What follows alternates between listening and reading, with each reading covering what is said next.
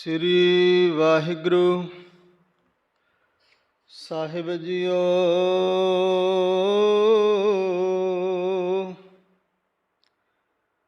ਦੰਡੌਤ ਬੰਧਨ ਅਨੇਕ ਵਾਰ,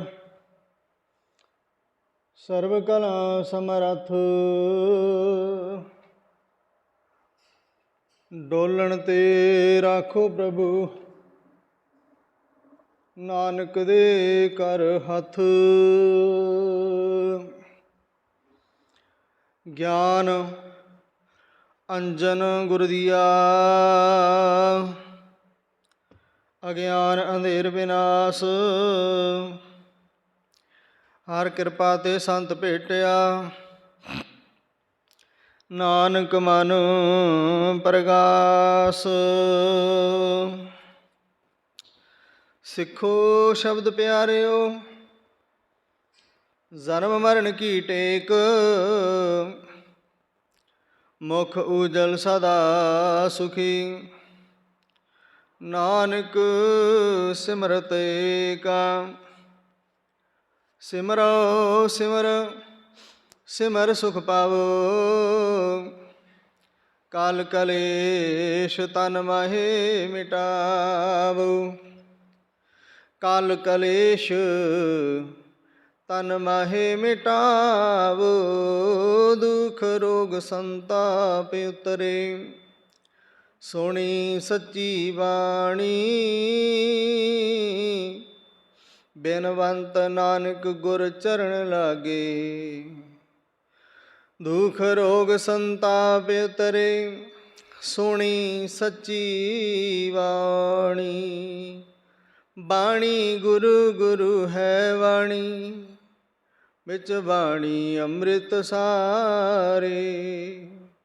ਗੁਰਬਾਣੀ ਕਹੈ ਸੇਵਕ ਜਨ ਮਾਨੈ, ਪਰਤਖ ਗੁਰੂ ਨਿਸਤਾਰੇ। ਵਾਹਿਗੁਰੂ ਜੀ। ਸੂਹੀ ਮਹੱਲਾ ਪੰਜਵਾ। ਰਹਿਣ ਨਾ ਪਾਵੈ ਸੁਰ ਨਰ ਦੇਵਾ, ਊਠ ਸਿਧਾਰੇ ਕਰ ਮੁਨ ਜਨ ਸੇਵਾ।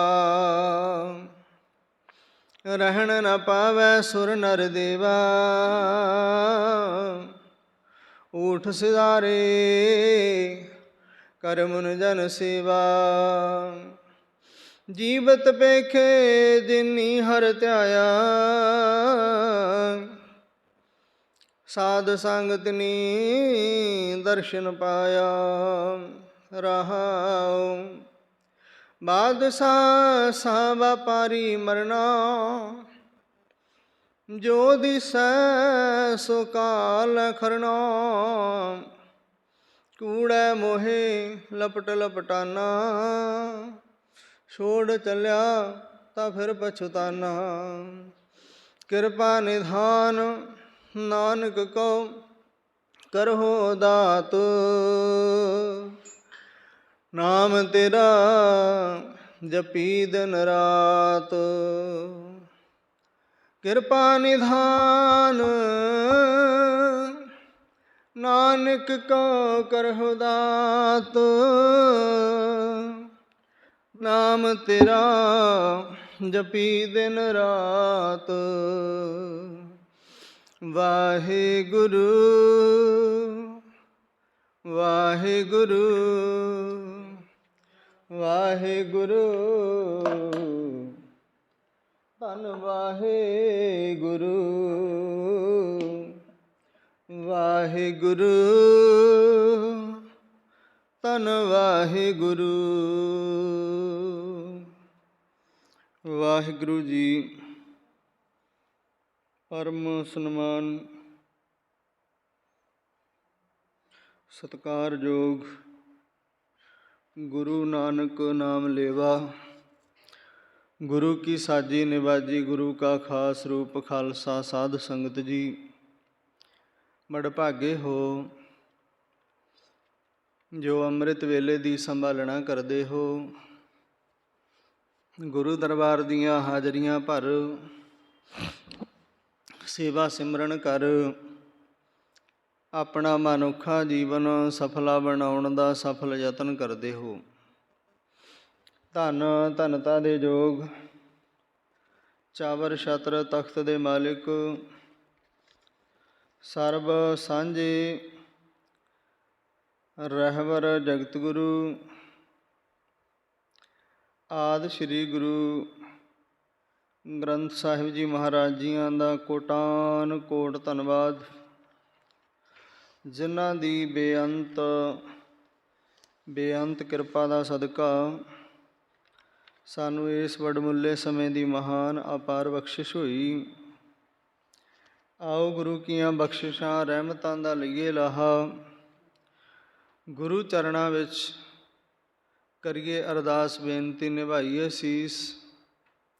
ਪ੍ਰੇਮ ਸਤਿਕਾਰ ਦੇ ਨਾਲ ਇਕਾਗਰ ਚਿੱਤ ਹੋ ਕਰਕੇ ਆਪਣੀ ਰਸਨਾ ਤੋਂ ਦਿਓ ਆਵਾਜ਼, ਲਵਾਓ ਹਾਜ਼ਰੀ। ਗੱਜ ਵੱਜ ਕੇ ਆਖੋ ਜੀ ਵਾਹਿਗੁਰੂ ਜੀ ਕਾ ਖਾਲਸਾ, ਵਾਹਿਗੁਰੂ ਜੀ ਕੀ ਫਤਿਹ। ਸੋ ਗੁਰੂ ਪਿਆਰੀ ਸਾਧ ਸੰਗਤ ਜੀ, ਅੱਜ ਦੇ ਮੁਬਾਰਕ ਅੰਗ 740 ਗੁਰਬਾਣੀ ਪੜ੍ਹਨ ਸੁਣਨ ਵਿਚਾਰਨ ਵਾਲੇ ਗੁਰਮੁਖ ਪਿਆਰੇ ਗੁਰਮੁਖ ਜਨ, ਪਾਵਨ ਅੰਗ ਨੋਟ ਕਰਿਓ ਜੀ। 740 ਅੰਗ ਤੇ ਪਾਵਨ ਰਾਗ ਸੂਹੀ ਰਾਗ ਦੇ ਵਿੱਚ ਇਹਨਾਂ ਪਾਵਨ ਪਵਿੱਤਰ ਸ਼ਬਦਾਂ ਨੂੰ ਉਚਾਰਨ ਕੀਤਾ ਹੈ। ਸ਼ਾਂਤੀ ਦੇ ਸੋਮੇ ਸ਼ਹੀਦਾਂ ਦੇ ਸਰਤਾਜ, ਗੁਰਬਾਣੀ ਦੇ ਰਚਨਹਾਰ, ਤਤੀਆਂ ਤਵੀਆਂ ਤੇ ਅਡੋਲ ਬੈਠਣ ਵਾਲੇ ਪੰਚਮ ਪਾਤਸ਼ਾਹ ਸਾਹਿਬ ਸ੍ਰੀ ਗੁਰੂ ਅਰਜਨ ਦੇਵ ਜੀ ਮਹਾਰਾਜ ਆਪਣੇ ਮੁਖਾਰਬਿੰਦ ਤੋਂ ਇਹਨਾਂ ਮੁਬਾਰਕ ਸ਼ਬਦਾਂ ਨੂੰ ਉਚਾਰਨ ਕਰਦੇ ਹਨ। ਧੰਨ ਸਤਿਗੁਰੂ ਗੁਰੂ ਗ੍ਰੰਥ ਸਾਹਿਬ ਜੀ ਮਹਾਰਾਜ ਜੀਆਂ ਦੀ ਪਾਵਨ ਬਾਣੀ ਪੜ੍ਹਦੇ ਹਾਂ। ਸ਼ੁਭ ਕਰਮ ਕਰਨ ਵਾਸਤੇ ਗੁਰਬਾਣੀ ਸਭ ਨੂੰ ਪ੍ਰੇਰਿਤ ਕਰਦੀ ਹੈ, ਅਤੇ ਦੂਸਰਾ ਮਨੁੱਖ ਨੂੰ ਉਹ ਦਿਨ ਯਾਦ ਕਰਾਉਂਦੀ ਹੈ, ਜੀਵ ਨੂੰ, ਜੋ ਦਿਨ ਸਭ 'ਤੇ ਆਉਣਾ ਹੈ। ਨਾ ਉਸ ਦਿਨ ਤੋਂ ਕੋਈ ਰਾਜਾ, ਨਾ ਕੋਈ ਰਾਣਾ, ਨਾ ਕੋਈ ਰਾਓ ਰੰਕ ਭਿਖਾਰੀ, ਨਾ ਕੋਈ ਦੇਵੀ ਦੇਵਾ, ਨਾ ਕੋਈ ਰਿਸ਼ੀ ਮੁਨੀ, ਕੋਈ ਵੀ ਉਸ ਦਿਨ ਤੋਂ ਲੁਕ ਨਹੀਂ ਸਕਦਾ। ਉਹ ਦਿਨ ਹੈ ਮੌਤ ਦਾ।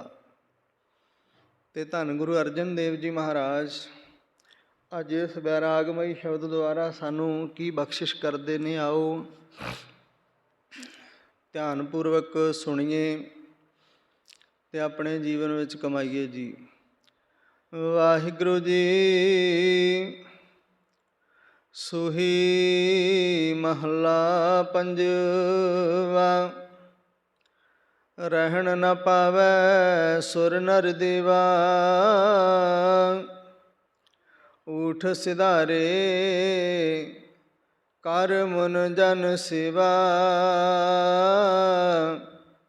ਰਹਿਣ ਨ ਪਾਵੈ ਸੁਰ ਨਰ ਦੇਵਾ। ਸਾਹਿਬ ਸ੍ਰੀ ਗੁਰੂ ਅਰਜਨ ਦੇਵ ਜੀ ਮਹਾਰਾਜ ਫਰਮਾਉਂਦੇ ਹਨ, ਐ ਭਾਈ, ਇਹ ਜੀਵ ਜਿਹੜੇ ਸੰਸਾਰ ਵਿੱਚ ਤੂੰ ਆਇਆ ਏ, ਇਹ ਸੰਸਾਰ ਅਸਲ ਦੇ ਵਿੱਚ ਕਿਸੇ ਦੀ ਵੀ ਸदैव ਦੀ ਰਿਹਾਇਸ਼ ਨਹੀਂ। ਇਸ ਥਾਂ 'ਤੇ, ਇਸ ਥਾਂ ਨੂੰ ਭਾਵੇਂ ਅੱਜ ਵੱਡ ਵੱਡ ਰੁੰਧੈ ਥਾਓ, ਭਾਵੇਂ ਲੰਮੀਆਂ ਪਲਾਂਘਾਂ ਨਾਲ ਇਸ ਧਰਤੀ ਨੂੰ ਮਿਣ ਰਿਹਾ ਵੀ ਆਹ ਵੀ ਮੇਰਾ, ਆਹ ਵੀ ਮੇਰਾ, ਪਰ ਅਸਲ ਵਿੱਚ ਤੇਰਾ ਹੈ ਕੁਛ ਵੀ ਨਹੀਂ। ਤੇਰਾ ਤੇ ਉਹੀ ਹੈ ਜਿਹੜੇ ਤੂੰ ਜੀਵਨ ਦੇ ਵਿੱਚ ਕਰਮ ਕਰ ਲਏ, ਚੰਗੇ ਜਾਂ ਮਾੜੇ। ਚੰਗੇ ਅਤੇ ਮਾੜੇ ਕਰਮਾਂ ਦਾ ਫਲ ਸਵਰੂਪ ਹੈ ਜਿਹੜਾ ਤੇਰੀ ਝੋਲੀ ਵਿੱਚ ਪਾ ਦੇਣਾ। ਇਸ ਕਰਕੇ ਸਤਿਗੁਰੂ ਜੀ ਕਹਿੰਦੇ ਰਹਿਣ ਨਾ ਪਾਵੈ। ਕੋਈ ਵੀ ਇੱਥੇ ਸਦਾ ਵਾਸਤੇ ਰਹਿ ਨਹੀਂ ਸਕਦਾ। ਉਹ ਭਾਵੇਂ ਸੁਰ ਅਸੁਰ ਹੋਣ, ਭਾਵੇਂ ਦੇਵ ਦੇਵਤੇ ਹੋਣ, ਭਾਵੇਂ ਨਰ ਮਨੁੱਖ, ਕੋਈ ਵੀ ਹੋਵੇ, ਊਠ ਸਿਧਾਰੇ ਕਰ ਮੁਨ ਜਨ ਸੇਵਾ। ਤਾਂ ਗੁਰੂ ਸਾਹਿਬ ਕਹਿੰਦੇ ਇਸ ਸੰਸਾਰ ਦੇ ਉੱਪਰ ਐਸੇ ਵੀ ਪੈਦਾ ਹੋਏ। ਊਠ ਸਿਧਾਰੇ ਉਹ ਵੀ ਚਲੇ ਗਏ ਇੱਥੋਂ, ਜਿਨ੍ਹਾਂ ਦਾ ਬੜਾ ਤਪ ਤੇਜਸਵੀ ਸਨ, ਰਿਸ਼ੀ ਮੁਨੀ। ਉਹਨਾਂ ਦੀ ਸੇਵਾ ਕਰਨ ਵਾਲੇ ਵੀ ਬਹੁਤ ਹੋਏ। ਰਿਸ਼ੀ ਮੁਨੀ ਆਪਣੀ ਬੰਦਗੀ ਭਗਤੀ ਕਰਦੇ ਅਤੇ ਉਹਨਾਂ ਦਾ ਪਾਣੀ ਭਰਨਾ, ਉਹਨਾਂ ਦੇ ਬਾਗਾਂ ਨੂੰ ਹਰੇ ਰੱਖਣਾ, ਉਹਨਾਂ ਦੇ ਕੋਲ ਵਾਤਾਵਰਨ ਵਧੀਆ ਬਣਾ ਕੇ ਰੱਖਣਾ। ਉਹਨਾਂ ਦੀ ਸੇਵਾਦਾਰੀ ਚਾਕਰੀ ਕਰਨ ਵਾਲੇ ਵੀ ਨਾ ਰਹੇ, ਆਪ ਨਾ ਰਹੇ ਅਤੇ ਉਹਨਾਂ ਦੇ ਸੇਵਕ ਵੀ ਨਹੀਂ ਰਹੇ।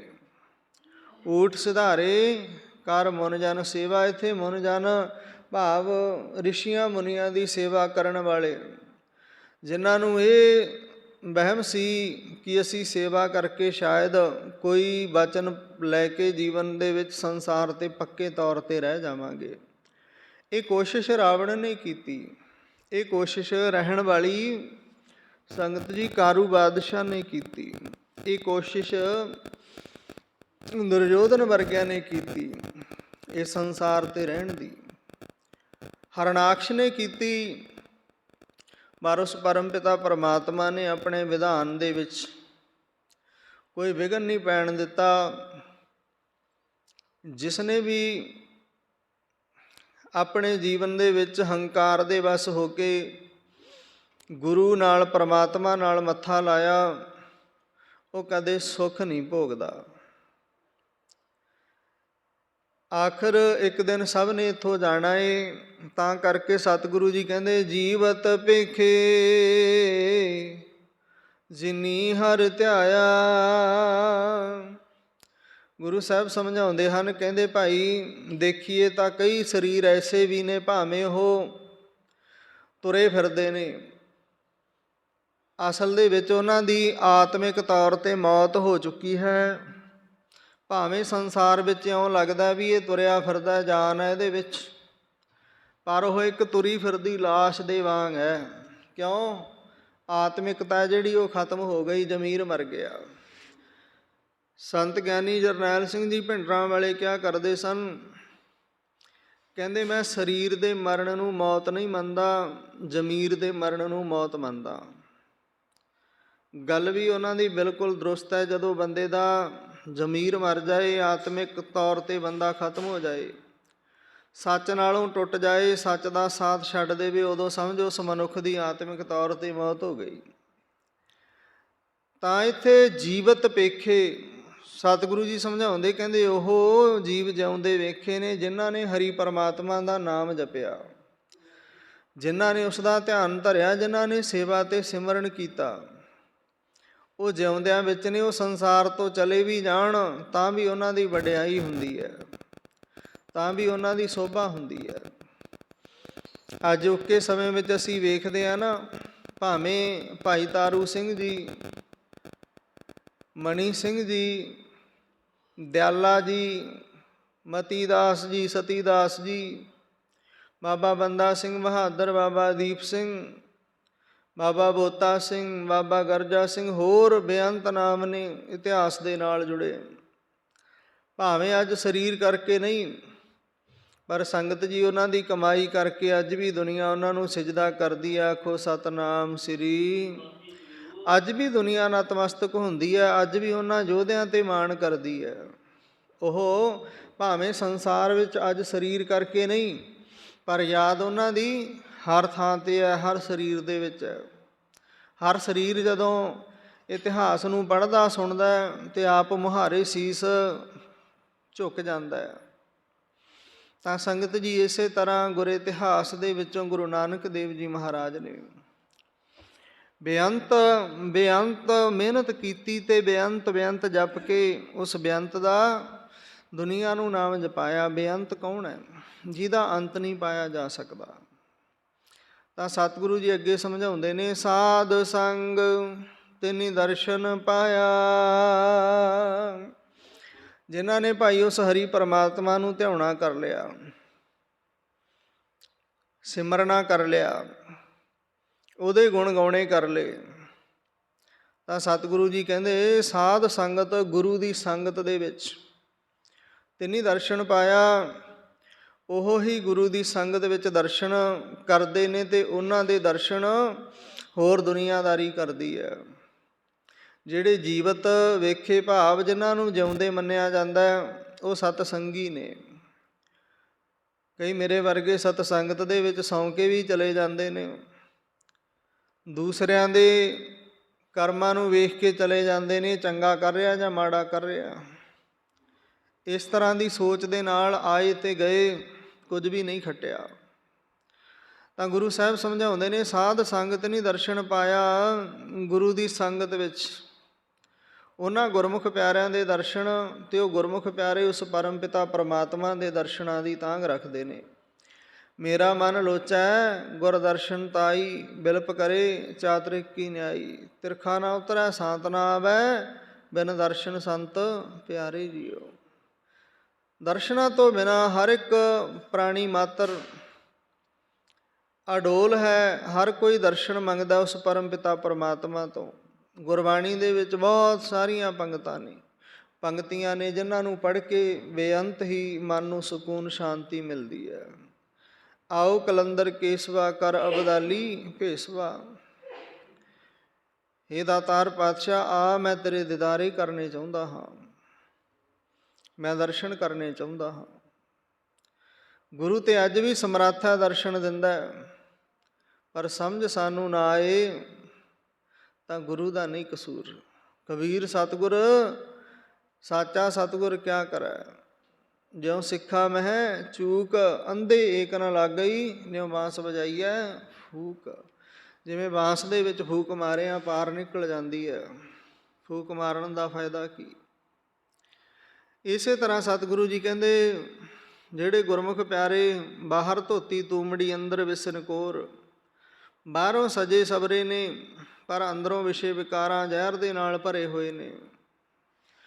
ਤਾਂ ਗੁਰੂ ਸਾਹਿਬ ਕਹਿੰਦੇ ਇਸ ਤਰ੍ਹਾਂ ਦਾ ਜੀਵਨ ਨਹੀਂ ਚਾਹੀਦਾ। ਸਾਧ ਸੰਗਤ ਨਹੀਂ ਦਰਸ਼ਨ ਪਾਇਆ, ਉਹ ਸਾਧ ਸੰਗਤ ਦੇ ਵਿੱਚ ਆ ਕਰਕੇ ਆਪਣੇ ਇਸ਼ਟ ਗੁਰੂ ਦੇ ਦਰਸ਼ਨ ਕਰਦੇ ਨੇ ਅਤੇ ਉਹਨਾਂ ਦੇ ਦਰਸ਼ਨ ਕਰਕੇ ਦੂਸਰੀ ਸੰਗਤ ਨਦਰੀ ਨਦਰ ਨਿਹਾਲ ਹੁੰਦੀ ਹੈ। ਰਹਾਉ ਦਾ ਵਿਸਰਾਮ ਦੇ ਗੁਰੂ ਸਾਹਿਬ ਫਰਮਾਉਂਦੇ ਹਨ, ਬਾਦਸ਼ਾਹ ਸ਼ਾਹ ਵਪਾਰੀ ਮਰਨਾ। ਧੰਨ ਗੁਰੂ ਅਰਜਨ ਦੇਵ ਜੀ ਮਹਾਰਾਜ ਸਮਝਾਉਂਦੇ ਹਨ, ਕਹਿੰਦੇ ਭਾਈ ਇਸ ਦੁਨੀਆ 'ਤੇ ਬਹੁਤ ਸਾਰੇ ਬਾਦਸ਼ਾਹ ਹੋਏ, ਇੱਥੇ ਬਹੁਤ ਸਾਰੇ ਸ਼ਾਹ ਵਪਾਰੀ, ਬਹੁਤ ਵੱਡੇ ਵੱਡੇ ਧਨਾੜ ਵਪਾਰੀ ਹੋਏ, ਬਣਜਾਰੇ ਹੋਏ, ਆਖਿਰ ਸਭ ਨੇ ਮਰਨਾ, ਸਦਾ ਕਿਸੇ ਨੇ ਵੀ ਨਹੀਂ ਰਹਿਣਾ। ਸੰਗਤ ਜੀ ਬਾਦਸ਼ਾਹ ਹੋਇਆ, ਉਸ ਬਾਦਸ਼ਾਹ ਨੇ ਸੋਚਿਆ ਵੀ ਦੁਨੀਆ 'ਤੇ ਮੈਂ ਧਨ ਵੀ ਕਿਸੇ ਕੋਲ ਨਹੀਂ ਛੱਡਣਾ, ਜਿੰਨਾ ਧਨ ਹੈ ਮੈਂ ਸਾਰਾ ਇਕੱਠਾ ਕਰਨਾ। ਹੁਣ ਬਾਦਸ਼ਾਹ ਹੈ, ਪਾਵਰ ਹੈ ਕੋਲੇ, ਚੰਗੇ ਸਿਪਾਹੀ ਨੇ, ਚੰਗੇ ਸਾਰੇ ਸਾਧਨ ਨੇ ਧਨ ਇਕੱਠਾ ਕਰਨ ਦੇ। ਸਾਰੇ ਦੇਸ਼ ਨੂੰ ਲੁੱਟ ਲਿਆ, ਕਿਸੇ ਕੋਲ ਕੁਝ ਵੀ ਬਾਕੀ ਨਹੀਂ ਛੱਡਿਆ। ਤਾਂ ਜਦੋਂ ਬਿਲਕੁਲ ਸਾਰਾ ਧਨ ਇਕੱਠਾ ਹੋ ਗਿਆ, ਹੁਣ ਧਨ ਇਕੱਠਾ ਹੋਣ ਕਰਕੇ ਹੁਣ ਧਨ ਆਵੇ ਕਿੱਥੋਂ। ਫਿਰ ਮਨ ਦੇ ਵਿੱਚ ਫੁਰਨਾ ਆਇਆ ਵੀ ਇੱਕ ਤਰੀਕਾ ਰਹਿ ਗਿਆ, ਦੇਖ ਲੈਂਦੇ ਹਾਂ, ਜੇ ਕਿਸੇ ਕੋਲੇ ਹੋਰ ਕੋਈ ਲੁਕਿਆ ਛਿਪਿਆ ਪਿਆ ਹੋਇਆ ਤਾਂ ਆ ਸਕਦਾ। ਲੋਭ ਬਹੁਤ ਵੱਡੀ ਚੀਜ਼ ਹੈ। ਉਸਨੇ ਆਪਣੀ ਬੇਟੀ ਨੂੰ ਢੰਡੋਰੇ ਵਿੱਚ ਦੇ ਦਿੱਤਾ, ਇਹ ਕਹਿ ਦਿੱਤਾ ਵੀ ਜਿਹੜਾ ਕੋਈ 1 ਟਕਾ ਲਿਆਏਗਾ ਉਸ ਨੂੰ ਮੈਂ ਆਪਣੀ ਬੇਟੀ ਦਾ ਰਿਸ਼ਤਾ ਕਰ ਦਿਆਂਗਾ, ਉਹਨੂੰ ਆਪਣਾ ਜਵਾਈ ਬਣਾ ਲਵਾਂਗਾ।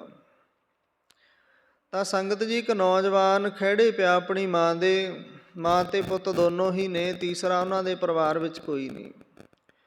ਉਹ ਨੌਜਵਾਨ ਕਹਿਣ ਲੱਗਿਆ, ਮਾਂ ਕਿਵੇਂ ਵੀ ਕਰ ਆਪਾਂ 1 ਟਕੇ ਦੇ ਨਾਲ ਅਮੀਰ ਬਣ ਸਕਦੇ ਹਾਂ, ਰਾਜੇ ਦੇ ਨਾਲ ਰਿਸ਼ਤਾ ਜੁੜਦਾ ਹੈ ਅਤੇ ਮੈਂ ਉਸ ਰਾਜੇ ਦਾ ਇਕਲੌਤਾ ਦਮਾਦ ਜਮਾਈ ਬਣਾਂਗਾ, ਅਤੇ ਕਿਵੇਂ ਕਰ 1 ਟਕਾ ਮੈਨੂੰ ਦੱਸ ਕਿੱਥੋਂ ਮਿਲੂ, ਅਤੇ ਜੇ ਟਕਾ ਨਹੀਂ ਮਿਲਦਾ ਤਾਂ ਫਿਰ ਮੇਰਾ ਮਰੇ ਦਾ ਮੂੰਹ ਦੇਖੇਂਗੀ। ਹੁਣ ਮਾਂ ਮਮਤਾ ਦੇ ਵਸ। ਕਹਿਣ ਲੱਗੀ, ਪੁੱਤਰਾ ਘਰ ਵਿੱਚ ਤੇ ਕੁਝ ਵੀ ਨਹੀਂ, ਫੁੱਟੀ ਕੌਡੀ ਤੱਕ ਨਹੀਂ ਰਹੀ। ਬਾਦਸ਼ਾਹ ਨੇ ਸਭ ਕੁਝ ਲੈ ਲਿਆ, ਪਰ ਇੱਕ ਟਕਾ ਮਿਲ ਸਕਦਾ ਹੈ, ਮਿਹਨਤ ਕਰਨੀ ਪੈਣੀ ਹੈ। ਦੱਸੋ? ਕਹਿੰਦੀ, ਫਲਾਂ ਥਾਂ 'ਤੇ ਤੇਰੇ ਪਿਤਾ ਦੀ ਕਬਰ ਹੈ, ਉਸ ਕਬਰ ਨੂੰ ਪੱਟ ਤੇ ਮੂੰਹ ਦੇ ਵਿੱਚ ਸਿੱਕਾ ਪਾ ਕੇ ਤੇਰੇ ਪਿਤਾ ਨੂੰ ਦੱਬਿਆ ਸੀ, ਉੱਥੋਂ ਸਿੱਕਾ ਮਿਲ ਸਕਦਾ ਹੈ। ਤਾਂ ਉਸ ਨੌਜਵਾਨ ਨੇ ਕਬਰ ਪੱਟੀ, ਆਪਣੇ ਪਿਤਾ ਦੇ ਮਰੇ ਦੇ ਮੂੰਹ ਵਿੱਚੋਂ, ਕਬਰ ਦੇ ਵਿੱਚੋਂ ਸਿੱਕਾ ਕੱਢ ਕੇ ਲਿਆਇਆ, ਲਿਆ ਕੇ ਬਾਦਸ਼ਾਹ ਨੂੰ ਦਿੱਤਾ। ਤੇ ਬਾਦਸ਼ਾਹ ਨੇ ਬੰਦੀ ਬਣਾ ਲਿਆ। ਕਹਿੰਦਾ, ਦੱਸ, ਦੁਨੀਆ 'ਤੇ ਜਦੋਂ ਧਾਨੀ ਕਿਤੇ ਨਹੀਂ ਰਿਹਾ, ਫਿਰ ਤੇਰੇ ਕੋਲ ਕਿੱਥੋਂ ਆਇਆ? ਤਾਂ ਉਹ ਬੜਾ ਪਛਤਾਉਂਦਾ ਵੀ ਕੰਮ ਤੇ ਉਲਟ ਹੋ ਗਿਆ। ਉਸ ਬਾਦਸ਼ਾਹ ਨੂੰ ਦੱਸ ਦਿੱਤਾ ਵੀ ਮੈਂ ਤੇ ਕਬਰ ਪੱਟੀ ਹੈ। ਤੇ ਬਾਦਸ਼ਾਹ ਨੇ ਸੰਗਤ ਜੀ ਹੰਕਾਰ ਵਸ ਕਹਿ ਲਓ, ਅਗਿਆਨਤਾ ਵਸ ਕਹਿ ਲਓ, ਕਬਰਾਂ ਵੀ ਪਟਵਾ ਲਈਆਂ ਸੀ, ਕਬਰਾਂ ਦੇ ਮੁਰਦੇ ਪਟਵਾ ਕੇ ਵੀ ਪੈਸੇ ਕਢਵਾ ਲਏ ਸੀ। ਸੋ ਇਸ ਤਰ੍ਹਾਂ ਉਹਦੇ ਮਨ ਵਿੱਚ ਇਹ ਖਿਆਲ ਨਹੀਂ ਸੀ ਵੀ ਇੱਕ ਦਿਨ ਮਰਨਾ ਵੀ ਹੈ। ਤਾਂ ਧੰਨ ਗੁਰੂ ਨਾਨਕ ਦੇਵ ਜੀ ਮਹਾਰਾਜ ਜੀਆਂ ਨੇ ਉਸ ਰਾਜੇ ਦਾ ਭਲਾ ਕੀਤਾ, ਸਮਝਾਇਆ, ਭਾਈ ਜੋ ਤੂੰ ਕਰ ਰਿਹਾ ਇਹ ਚੰਗਾ ਨਹੀਂ। ਚੰਗੇ ਕਰਮ ਕਰਨ ਦੇ ਨਾਲ ਚੰਗਿਆਈ ਮਿਲਦੀ ਹੈ, ਬੁਰੇ ਕੰਮ ਦੇ ਨਾਲ ਬੁਰਾਈਆਂ ਮਿਲਦੀਆਂ ਨੇ। ਲੋਕ ਤੇ ਪਰਲੋਕ ਦੋਨੇ ਥਾਵਾਂ 'ਤੇ ਸਤਿਕਾਰ ਨਹੀਂ ਮਿਲਦਾ। ਇਹ ਜੋ ਤੂੰ ਕਰਮ ਕੀਤੇ ਨੇ ਸਾਰੇ ਹੀ ਨਖਿੱਧ ਨੇ, ਤੇ ਨਖਿੱਧ ਕਰਮਾਂ ਦੀ ਸਜ਼ਾ ਦੰਡ ਭੋਗਣਾ ਪੈਂਦਾ। ਤਾਂ ਗੁਰੂ ਨਾਨਕ ਦੇਵ ਜੀ ਮਹਾਰਾਜ ਜੀਆਂ ਦੀ ਵਿਚਾਰ ਸੁਣ ਕੇ ਮਨ ਨੂੰ ਸੱਟ ਲੱਗੀ। ਤੇ ਸੰਗਤ ਜੀ ਉਸ ਬਾਦਸ਼ਾਹ ਨੇ ਉਸੇ ਦਿਨ ਤੋਂ ਉਹ ਧਨ ਨੂੰ ਫਿਰ ਦੁਨੀਆ ਦੇ ਵਿੱਚ ਵੰਡ ਦਿੱਤਾ ਤੇ ਆਪਣੇ ਆਪ ਨੂੰ ਉਸ ਪਰਮ ਪਿਤਾ ਪਰਮਾਤਮਾ ਦੇ ਘਰ ਨਾਲ ਜੋੜ ਦਿਆ। ਜਦੋਂ ਗਿਆਨ ਬਖਸ਼ਦਾ ਗੁਰੂ ਆਪ ਪ੍ਰਗਟ ਹੋ ਜਾਂਦਾ ਹੈ। ਤੇ ਇੱਕ ਗੱਲ ਦਾ ਹੋਰ ਧਿਆਨ ਰੱਖਿਓ, ਆਪਾਂ ਤੇ ਦੂਰੀ ਬਣਾ ਲੈਂਦੇ ਹਾਂ ਨਾ, ਕੋਈ ਮਾੜਾ ਬੰਦਾ ਹੋਵੇ ਵੀ ਇਹਦੇ ਕੋਲ ਕੀ ਖੜਨਾ, ਇਹ ਤੇ ਸ਼ਰਾਬੀ ਕਬਾਬੀ ਹੈ, ਤੇ ਬੁਰਾ ਹੈ, ਚੰਗਾ ਨਹੀਂ। ਤੇ ਜੇ ਕਿਤੇ ਇਹੀ ਗੱਲ ਗੁਰੂ ਨਾਨਕ ਦੇਵ ਜੀ ਸੋਚ ਲੈਂਦੇ ਵੀ ਇਹ ਤੇ ਬੁਰਾ ਹੈ, ਇਹਦੇ ਕੋਲ ਕੀ ਕਰਨਾ, ਚੰਗਿਆਂ ਕੋਲ ਚੱਲੀਏ, ਮਾੜੇ ਕੋਲੇ ਕੀ ਰੱਖਿਆ। ਤਾਂ ਕੀ ਹਰਨਾਕਸ਼ ਵਰਗੇ ਨੇ, ਵਾਹਿਗੁਰੂ ਜੀ, ਕੌਡੇ ਰਾਕਸ਼ਸ ਵਰਗਿਆਂ ਨੇ ਸੁਧਰਨਾ ਸੀ? ਕੀ ਬਲੀ ਕੰਧਾਰੀ ਵਰਗਿਆਂ ਨੇ ਸੁਧਰ ਜਾਣਾ ਸੀ? ਮਲਕ ਭਾਗੋ ਦੇ ਨਾਲ ਗੁਰੂ ਸਾਹਿਬ ਗੋਸ਼ਟੀ ਨਾ ਕਰਦੇ, ਕੀ ਮਲਕ ਭਾਗੋ ਨੇ ਤਰਨਾ ਸੀ? ਭਾਈ ਲਾਲੋ ਦੇ ਘਰ ਗਏ ਨੇ, ਮਲਕ ਭਾਗੋ ਦਾ ਉਧਾਰ ਕਰ ਦਿੱਤਾ। ਬਲੀ ਕੰਧਾਰੀ ਵਰਗਿਆਂ ਨੂੰ ਮੱਤ ਬੁੱਧ ਬਖਸ਼ ਦਿੱਤੀ। ਬੁਰਿਆਂ ਦੇ ਨਾਲ ਉਹੀ ਟੱਕਰ ਲੈ ਸਕਦਾ ਜਿਹਦੇ ਵਿੱਚ ਬਲ ਹੈ, ਜਿਹਦੇ ਵਿੱਚ ਤਾਣ ਹੈ, ਤਾਕਤ ਹੈ। ਤੇ ਨਹੀਂ ਤੇ ਸਿਰ ਖਪਾਈ ਹਰ ਕੋਈ ਕਰ ਸਕਦਾ ਹੈ। ਸਿਰ ਖਪਾਉਣ ਦੇ ਨਾਲ ਕੋਈ ਸੁਧਰਦਾ ਨਹੀਂ। ਜੇ ਕੋਈ ਸੁਧਰਦਾ ਏ, ਗੁਰ ਸ਼ਬਦ ਦਾ ਸਹਾਰਾ ਲੈ ਕੇ ਗੁਰਬਾਣੀ ਦੇ ਚਾਨਣ ਦੇ ਵਿੱਚ ਆਪਣੇ ਜੀਵਨ ਨੂੰ ਘੜੇ। ਤਾਂ ਗੁਰੂ ਸਾਹਿਬ ਸਮਝਾਉਂਦੇ ਨੇ, ਬਾਦਸ਼ਾਹ ਸਾਹ ਵਾਪਾਰੀ ਮਰਨਾ, ਕਿਸੇ ਨੇ ਨਹੀਂ ਰਹਿਣਾ। ਜੋ ਦਿਸੈ ਸੋ ਕਾਲਹਿ ਖਰਨਾ। ਗੁਰੂ ਸਾਹਿਬ ਕਹਿੰਦੇ, ਜੋ ਵੀ ਤੈਨੂੰ ਦਿਸ ਰਿਹਾ ਨਾ ਇਹ ਸੰਸਾਰ ਵਿੱਚ, ਜੋ ਵੀ ਤੇਰੀ ਨਿਗਾਹ ਦੇ ਵਿੱਚ ਆ ਰਿਹਾ, ਇੱਥੇ ਨਹੀਂ ਇਕੱਲੇ ਮਨੁੱਖਾਂ ਦੀ ਗੱਲ, ਪਸ਼ੂ ਪੰਛੀ ਸਾਰੇ ਜਗਤ ਸੰਸਾਰ ਦੀ ਗੱਲ ਗੁਰੂ ਸਾਹਿਬ ਕਰ ਰਹੇ ਨੇ। ਜੋ ਦਿਸੈ, ਜੋ ਵੀ ਤੇਰੀ ਨਿਗਾਹ ਦੇ ਵਿੱਚ ਆ ਰਿਹਾ, ਕਾਲਹਿ ਖਰਨਾ, ਖਰਨਾ ਤੋਂ ਭਾਵ ਉਹਨੇ ਲੈ ਜਾਣਾ। ਜੋ ਦਿਸੈ ਸੋ ਕਾਲਹਿ ਖਰਨਾ, ਉਹਨੇ ਲੈ ਜਾਣਾ, ਕਿਸੇ ਨੂੰ ਨਹੀਂ ਛੱਡਣਾ। ਕਾਲ ਅਹੇਰੀ ਫਿਰੈ ਬਦਕ ਜਿਉ, ਕਹੋ ਕਾਵਨ ਵਿਧ ਕੀਜੈ। ਕਾਲ ਅਹੇਰੀ ਤੇ ਸ਼ਿਕਾਰੀਆਂ ਦੇ ਵਾਂਗ ਆਪਣਾ ਕਮਾਨ ਤਾਣ ਕੇ ਤੇਰੇ ਚਾਰ ਛੁਪੇਰੇ ਫਿਰਦਾ ਹੈ। ਪਰ ਤੂੰ ਕਿਹੜੀ ਵਿਧੀ ਬਣਾਈ ਹੈ ਬਚਣ ਵਾਸਤੇ, ਕਿਵੇਂ ਬਚੇਗਾ? ਕੋਈ ਰਸਤਾ ਬਣਾਇਆ? ਬਿਲਕੁਲ ਨਹੀਂ। ਬਸ ਇੱਕੋ ਗੱਲ ਸੋਚੀ ਆ, ਖਾਧਾ ਪੀਤਾ ਲਾਹੇ ਲਾ ਦਮ ਦਾ, ਕੀ ਵਸਾ ਖਾਣ ਪੀਣ ਵਾਸਤੇ ਆਏ ਆ, ਖਾਓ ਪੀਓ ਮੌਜ ਕਰੋ। ਬਸ ਇਹ ਸਾਡੇ ਜੀਵਨ ਵਿੱਚ ਦੋ ਕੁ ਪਖਾਣ ਅਖਾਣ ਜੇ ਭਰ ਦਿੱਤੇ ਕਿਸੇ ਨੇ, ਤੇ ਉਹਨਾਂ ਦੇ ਨਾਲ ਹੀ ਅਸੀਂ ਜੁੜ ਕੇ ਪਰਮਾਤਮਾ ਨੂੰ ਵਿਸਾਰ ਦਿੱਤਾ। ਦਾਤ ਪਿਆਰੀ ਬਿਸਰਿਆ ਦਾ ਤਾਰਾ, ਜਾਣੈ ਨਾਹੀਂ ਮਰਨ ਵਿਚਾਰਾ। ਅਸਲ ਸੱਚ ਨੂੰ ਤੇ ਜਾਣਿਆ ਨਹੀਂ, ਤੇ ਪਰਮਾਤਮਾ ਦੀਆਂ ਦਿੱਤੀਆਂ ਦਾਤਾਂ ਦੇ ਨਾਲ ਸਨੇਹ ਹੋ ਗਿਆ। ਪਰਮਾਤਮਾ ਜੋ ਦਾਤਾਂ ਦੇ ਰਿਹਾ ਉਹਦੇ ਨਾਲ ਕੋਈ ਸਨੇਹ ਨਹੀਂ, ਕੋਈ ਪ੍ਰੇਮ ਨਹੀਂ, ਕੋਈ ਭਾਵਨਾ ਨਹੀਂ, ਕੋਈ ਸ਼ਰਧਾ ਨਹੀਂ, ਕੋਈ ਗੁਰੂ ਦਾ ਪ੍ਰਮਾਤਮਾ ਦਾ ਸਤਿਕਾਰ ਨਹੀਂ। ਹੇ ਦਾਤਾਰ ਪਾਤਸ਼ਾਹ, ਸ਼ਾਇਦ ਮੈਂ ਇੰਨੇ ਜੋਗਾ ਨਹੀਂ ਸੀ ਜਿੰਨੇ ਜੋਗਾ ਤੂੰ ਮੈਨੂੰ ਕਰ ਦਿੱਤਾ। ਇਸ ਕਰਕੇ ਮੈਂ ਤਿਆਰੀ ਕਰਦਾ ਹਾਂ, ਸੰਸਾਰ ਵਿੱਚ ਆਇਆ ਤੇ ਇੱਕ ਦਿਨ ਪਰਤ ਕੇ ਮੈਂ ਫਿਰ ਤੇਰੇ ਕੋਲ ਆਵਾਂ। ਤੇ ਦਾਤਾ ਕਿਰਪਾ ਕਰੀ, ਮੈਂ ਨਾਮ ਬਾਣੀ ਦੀ ਕਮਾਈ ਕਰਕੇ, ਸੇਵਾ ਤੇ ਸਿਮਰਨ ਦੀ ਕਮਾਈ ਕਰਕੇ ਮੈਂ ਆਪ ਜੀ ਦੇ ਦਰ ਤੇ ਪਹੁੰਚਾਂ। ਤੂੰ ਮੈਨੂੰ ਇਹ ਹੱਥ ਦਿੱਤੇ, ਸਰੀਰ ਕੇਂਦਰੇ ਦਿੱਤੇ, ਇਹਨਾਂ ਹੱਥਾਂ ਦੇ ਨਾਲ ਮੈਂ ਸੇਵਾ ਕਰਾਂ। ਜ਼ਬਾਨ ਦਿੱਤੀ, ਇਸ ਜ਼ਬਾਨ ਰਸਨਾ ਦੇ ਨਾਲ ਤੇਰਾ ਨਾਮ ਜਪਾਂ। ਵਾਹਿਗੁਰੂ ਵਾਹਿਗੁਰੂ ਵਾਹਿਗੁਰੂ ਵਾਹਿਗੁਰੂ ਵਾਹਿਗੁਰੂ ਵਾਹਿਗੁਰੂ ਵਾਹਿਗੁਰੂ ਵਾਹਿਗੁਰੂ ਵਾਹਿਗੁਰੂ ਵਾਹਿਗੁਰੂ। ਦਾਤਾਰ ਪਾਤਸ਼ਾਹ, ਇਸ ਤਰ੍ਹਾਂ ਮੈਂ ਆਪ ਜੀ ਦੀ ਬੰਦਗੀ ਕਰਦਾ, ਨਾਮ ਜਪਦਾ, ਇੱਕ ਦਿਨ ਆਪ ਜੀ ਦੇ ਵਿੱਚ ਅਭੇਦ ਹੋ ਜਾਵਾਂ, ਜਨਮ ਮਰਨ ਤੋਂ ਛੁੱਟ ਜਾਵਾਂ। ਕੂੜੈ ਮੋਹੇ ਲਪਟ ਲਪਟਾਨਾ। ਗੁਰੂ ਸਾਹਿਬ ਸਮਝਾਉਂਦੇ ਨੇ, ਕਹਿੰਦੇ ਦੇਖੋ ਮਨੁੱਖ, ਕੂੜੇ ਕੂੜੇ ਤੋਂ ਭਾਵ ਝੂਠੇ, ਬੇਕਾਰ। ਗੁਰੂ ਸਾਹਿਬ ਕਹਿੰਦੇ ਦੇਖੋ ਮਨੁੱਖ ਦਾ ਸੁਭਾਅ ਝੂਠੀਆਂ ਜਿਹੜੀਆਂ ਢੇਰੀਆਂ ਨੇ, ਉਹਨਾਂ ਝੂਠ ਦੀਆਂ ਢੇਰੀਆਂ ਨਾਲ ਕਿਵੇਂ ਲਪਟਿਆ ਹੋਇਆ ਹੈ, ਕਿਵੇਂ ਕੂੜ ਦੇ ਨਾਲ ਮੋਹ ਬਣਾਇਆ ਹੈ। ਕੂੜਾ ਮੋਹੋਂ ਲਪਟ ਲਪਟਾਨਾ, ਕਿਵੇਂ ਸਨੇਹ ਬਣਾ ਰੱਖਿਆ ਕੂੜ ਦੇ ਨਾਲ, ਸੱਚ ਨੂੰ ਛੱਡ ਕੇ ਝੂਠ ਦੇ ਨਾਲ ਜੁੜਿਆ ਹੋਇਆ ਹੈ। ਛੋੜ ਚੱਲਿਆ ਤਾਂ ਫਿਰ ਪਛਤਾਨਾ। ਗੁਰੂ ਸਾਹਿਬ ਫਿਰ ਅੱਗੇ ਸਮਝਾਉਂਦੇ ਨੇ, ਕਹਿੰਦੇ ਜਿਹੜਾ ਇਹ ਕੂੜ ਦੇ ਨਾਲ, ਝੂਠ ਦੇ ਨਾਲ ਜੁੜਿਆ ਹੋਇਆ ਨਾ, ਜਦੋਂ ਇੱਥੋਂ ਜਗਤ ਨੂੰ ਛੱਡ ਕੇ ਜਾਏਗਾ, ਤੂੰ ਕੋਈ ਸ਼ੁਭ ਕਰਮ ਤੇ ਜੀਵਨ ਵਿੱਚ ਕੀਤਾ ਨਹੀਂ, ਨਾ ਬਾਣੀ ਪੜ੍ਹੀ, ਨਾ ਇਹਨਾਂ ਨੈਣਾਂ ਦੇ ਨਾਲ ਗੁਰਬਾਣੀ ਦਰਸ਼ਨ ਕੀਤੇ, ਨਾ ਸੰਗਤ ਦੇ, ਨਾ ਗੁਰੂ ਦੇ।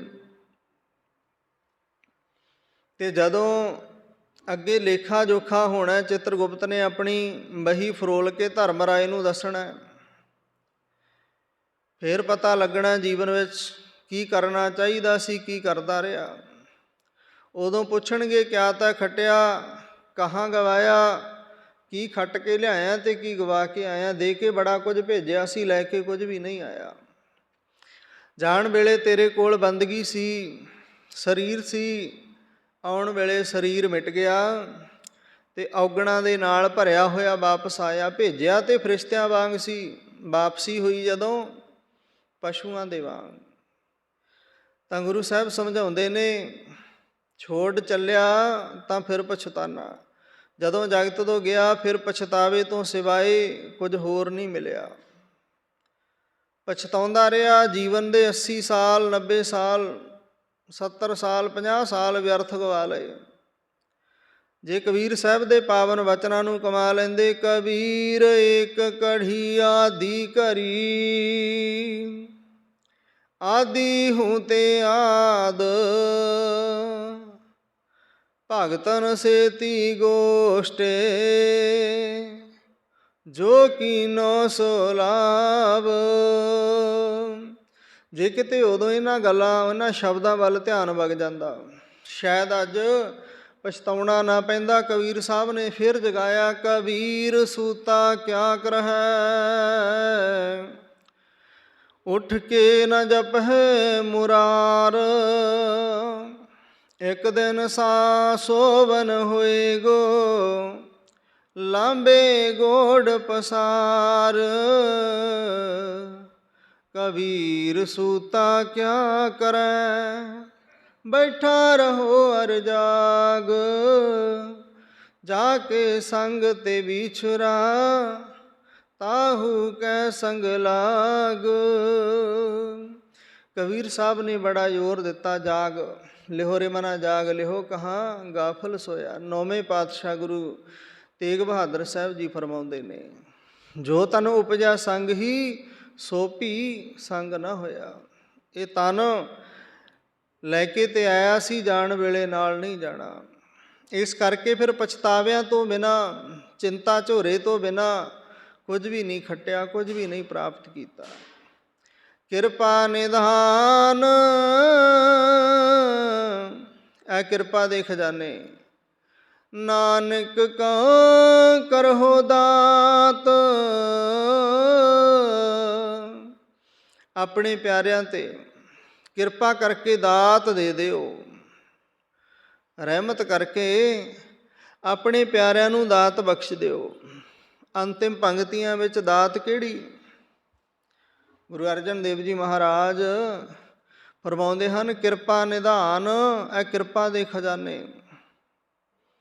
ਤੇਰੇ ਕੋਲ ਸਾਰੀਆਂ ਤਾਕਤਾਂ ਦਾ ਖਜ਼ਾਨਾ ਭਰਿਆ ਹੋਇਆ ਹੈ, ਤੇ ਇੱਕ ਖਜ਼ਾਨਾ ਤੇਰੇ ਕੋਲ ਉਹ ਹੈ, ਵੈਸੇ ਤੇ ਤੇਰੇ ਖਜ਼ਾਨੇ ਸਾਰੇ ਹੀ ਭਰੇ ਨੇ, ਲਵਾ ਲਵ ਮੁੱਕਦੇ ਨਹੀਂ। ਰਲ ਮਿਲ ਖਾਵੋ ਖਰਚੋ ਭਾਈ, ਤੋਟ ਨਾ ਆਵੈ, ਵੱਧ ਤੋਂ ਜਾਈਏ ਵੱਧਦੇ ਜਾਂਦੇ ਨੇ, ਮੁੱਕਦੇ ਨਹੀਂ। ਪਰ ਜਿਹੜੇ ਖਜ਼ਾਨੇ ਦੇ ਵਿੱਚੋਂ ਮੈਨੂੰ ਦਾਤ ਚਾਹੀਦੀ ਹੈ, ਗੁਰੂ ਸਾਹਿਬ ਕਹਿੰਦੇ ਉਹ ਦਾਤ ਕਿਹੜੀ ਹੈ? ਨਾਮ ਤੇਰਾ ਜਪੀ ਦਿਨ ਰਾਤ, ਕਿਰਪਾ ਨਿਧਾਨ, ਨਾਨਕ ਕੋ ਕਰਹੁ ਦਾਤ। ਨਾਮ ਤੇਰਾ ਜਪੀ ਦਿਨ ਰਾਤ। ਅੰਤਿਮ ਪੰਕਤੀਆਂ ਵਿੱਚ ਸਾਹਿਬ ਸ੍ਰੀ ਗੁਰੂ ਅਰਜਨ ਦੇਵ ਜੀ ਮਹਾਰਾਜ ਕਹਿੰਦੇ ਨੇ, ਇਹ ਕਿਰਪਾ ਦੇ ਖਜ਼ਾਨੇ ਮਾਲਕ, ਰਹਿਮਤ ਕਰ, ਮੇਰੇ ਤੇ ਤਰਸ ਕਰਕੇ ਮੈਨੂੰ ਨਾਮ ਬਾਣੀ ਦੀ ਦਾਤ ਬਖਸ਼ ਦੇ, ਸੇਵਾ ਤੇ ਸਿਮਰਨ ਦੀ ਦਾਤ ਬਖਸ਼ ਦੇ। ਦਿਨ ਰਾਤ ਮੇਰੇ ਅੰਦਰ ਇਹ ਚਾਅ ਬਣਿਆ ਰਵੇ, ਬਿਸਰ ਨਾਹੀ ਦਾਤਾਰ ਆਪਣਾ ਨਾਮ ਦੇਹੋ, ਗੁਣ ਗਾਵਾਂ ਦਿਨ ਰਾਤ ਨਾਨਕ ਚਾਹੋ ਇਹੋ। ਮੇਰੇ ਮਨ ਦੇ ਵਿੱਚ ਇਹੋ ਚਾਅ। ਕਿਰਪਾ ਕਰੋ ਦੀਨ ਕੇ ਦਾਤੇ, ਮੇਰਾ ਗੁਣ ਅਵਗੁਣ ਨਾ ਵਿਚਾਰੋ ਕੋਈ, ਮਾਟੀ ਕਾ ਕਿਆ ਧੋਪੈ ਸੁਆਮੀ, ਮਾਨਸ ਕੀ ਗਤੇ ਹੀ। ਜੇਤਾ ਸਮੁੰਦ ਸਾਗਰ ਨੀਰ ਭਰਿਆ, ਤੇਤੇ ਔਗਣ ਹਮਾਰੇ, ਦਇਆ ਕਰੋ ਕਿਛ ਮਿਹਰ ਉਪਾਵੋ, ਡੁੱਬਦੇ ਪੱਥਰ ਤਾਰੇ। ਜੀਅੜਾ ਅਗਨ ਬਰਾਬਰ ਤਪੈ, ਭੀਤਰ ਵਗੈ ਕਾਤੀ, ਪਰਣਵਤ ਨਾਨਕ ਹੁਕਮ ਪਛਾਣੈ, ਸੁਖ ਹੋਵੈ ਦਿਨ ਰਾਤੀ। ਸੁਖ ਹੋਵੈ ਦਿਨ ਰਾਤੀ। ਸਾਧ ਸੰਗਤ ਜੀ, ਗੁਰੂ ਸਾਹਿਬ ਅੱਜ ਦੇ ਪਾਵਨ ਪਵਿੱਤਰ ਹੁਕਮਨਾਮਿਆਂ ਵਿੱਚ ਅਥਾਹ ਬੇਅੰਤ ਕਿਰਪਾ ਕਰਦੇ ਹਨ। ਗੁਰੂ ਅਰਜਨ ਦੇਵ ਜੀ ਮਹਾਰਾਜ ਜੀਆਂ ਨੇ ਇਸ ਪਾਵਨ ਸ਼ਬਦ ਦੇ ਵਿੱਚ ਸੱਚਾਈ ਬਿਆਨ ਕੀਤੀ, ਦੱਸਿਆ ਇਹ ਜਗਤ ਦੇ ਵਿੱਚ ਆਏ ਹੋਏ ਜੀਵ ਤੇਰੀ ਸदैव ਦੀ ਰਹਿائش ਇਹ ਨਹੀਂ, ਅਸਲ ਤੇਰਾ ਟਿਕਾਣਾ ਹੋਰ ਹੈ, ਮੰਜ਼ਿਲ ਤੇਰੀ ਹੋਰ ਹੈ। ਇਹ ਜੋ ਤੈਨੂੰ ਸਰੀਰ ਮਿਲਿਆ, ਦੇਹ ਮਿਲੀ ਹੈ, ਇਸ ਦੇਹ ਸਰੀਰ ਦੇ ਰਾਹੀਂ ਉਸ ਪਰਮ ਪਿਤਾ ਪਰਮਾਤਮਾ ਤੱਕ ਪਹੁੰਚਣਾ ਹੈ। ਇਸ ਦੇਹੀ ਕੋ ਤਰਸੈ ਦੇਵ, ਇਸ ਦੇਹੀ ਨੂੰ ਤੇ ਦੇਵਤੇ ਵੀ ਤਰਸਦੇ ਹੈ। ਇਸ ਕਰਕੇ ਭਲੇ ਮਾਨਸ ਉਸ ਪਰਮ ਪਿਤਾ ਪਰਮਾਤਮਾ ਨੂੰ ਸਿਮਰਿਆ ਕਰ, ਧਿਆਇਆ ਕਰ। ਤੇਰੇ ਜੀਵਨ ਵਿੱਚੋਂ ਪਾਪ ਮਿਟ ਜਾਣ, ਵਿਕਾਰ ਮਿਟ ਜਾਣ। ਤਾਂ ਸੰਗਤ ਜੀ, ਸਾਹਿਬ ਸ੍ਰੀ ਗੁਰੂ ਅਰਜਨ ਦੇਵ ਜੀ ਮਹਾਰਾਜ ਅੱਜ ਦੇ ਮੁਖਵਾਕ ਵਿੱਚ ਬੇਅੰਤਤਾ ਦੀ ਗੱਲ ਕਰਦੇ ਨੇ। ਉਸ ਪਰਮ ਪਿਤਾ ਪਰਮਾਤਮਾ ਦੇ ਘਰ ਦੀ ਗੱਲ ਕਰਕੇ ਮਨੁੱਖ ਨੂੰ ਸਮਝਾਉਂਦੇ ਨੇ। ਦੂਸਰਾ ਹੁਕਮਨਾਮਾ 27ਵਾਂ ਹੈ ਗੁਰੂ ਗੋਬਿੰਦ ਸਿੰਘ ਜੀ ਮਹਾਰਾਜ ਜੀਆਂ ਦਾ। ਗੁਰੂ ਸਾਹਿਬ ਕਹਿੰਦੇ, ਸਿੱਖ ਨੇ ਭਾਈ ਸੁਤੰਤਰ ਵਿਚਰਨਾ, ਕਿਸੇ ਨਾਲ ਕੋਈ ਭੇਦਭਾਵ ਨਾ ਰੱਖਣਾ। ਗੁਰੂ ਦੇ ਹੁਕਮ, ਗੁਰੂ ਦੇ ਕਹੇ ਮੁਤਾਬਿਕ ਆਪਣਾ ਜੀਵਨ ਜਿਉਣਾ। ਕਿਸੇ ਨਾਲ ਕੋਈ ਈਰਖਾ, ਕਿਸੇ ਨਾਲ ਕੋਈ ਦੁਆਸ਼ ਭਾਵ, ਕਿਸੇ ਤਰ੍ਹਾਂ ਦਾ ਕੋਈ ਭੇਦਭਾਵ ਨਾ ਰੱਖਣਾ। ਇਸੇ ਤਰ੍ਹਾਂ ਆਪਣੇ ਜੀਵਨ ਨੂੰ ਪੂਰਾ ਕਰ ਲੈਣਾ, ਸੱਚ ਦੇ ਮਾਰਗ 'ਤੇ ਚੱਲਣਾ, ਸੱਚ ਦੇ ਰਾਹ 'ਤੇ ਚੱਲਣਾ। ਸੋ ਅਸੀਂ ਸਾਰੇ ਗੁਰੂ ਕੇ ਹੁਕਮਾਂ ਨੂੰ ਆਪਣੇ ਜੀਵਨ ਵਿੱਚ ਥਾਂ ਦੇ ਕਰਕੇ ਆਪਣੇ ਜੀਵਨ ਸਫਲੇ ਬਣਾਈਏ। ਹੋਈਆਂ ਬੇਅੰਤ ਭੁੱਲਾਂ ਚੁੱਕਾਂ ਦੀ ਖਿਮਾ। ਸਮੂਹ ਸੰਗਤ ਲਵਾਓ ਹਾਜ਼ਰੀ, ਆਨੰਦ ਸਾਹਿਬ ਦੇ ਜਾਪ ਕਰੀਏ। ਕੋਈ ਰਸਨਾ ਵਾਂਝੀ ਨਾ ਰਵੇ। ਸਤਨਾਮ।